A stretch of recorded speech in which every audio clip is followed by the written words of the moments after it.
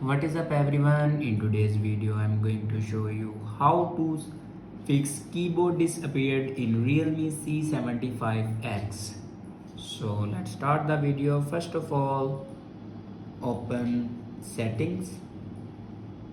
In settings, scroll down and here you can see the option system and update. Now click on it and then click on keyboard and input method.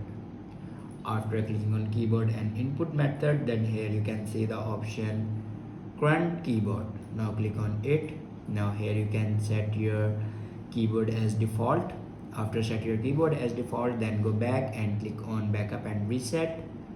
Now click on reset phone.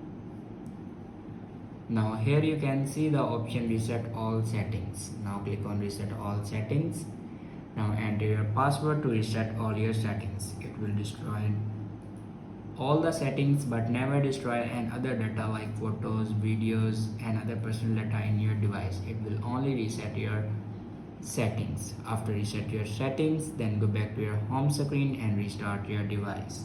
For restart your device, press and hold power button and then swipe up to restart your device.